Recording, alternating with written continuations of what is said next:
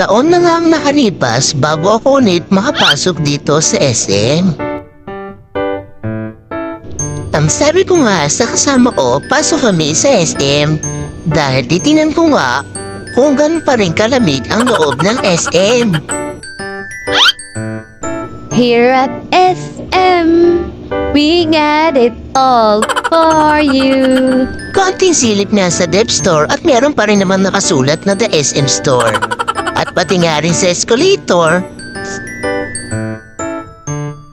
Ang sabi ko nga sa kasama ko, mag-escalator tayo. Baka ako hindi ko na alam kung paano tumapak sa escalator. Ay wow, ang sarap pala sumakay sa escalator. Manonood sana kami ng sine kaso pasar na pala ang SM Char.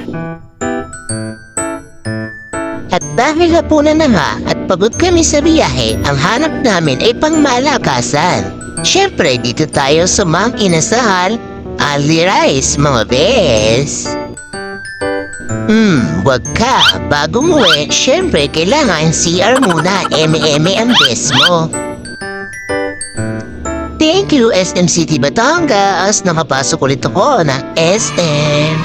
At pagka-uwi nga po namin, hindi ko alam sinurpress pala ako ng family ko. At meron nga po sila diyang dalang handa para sa akin.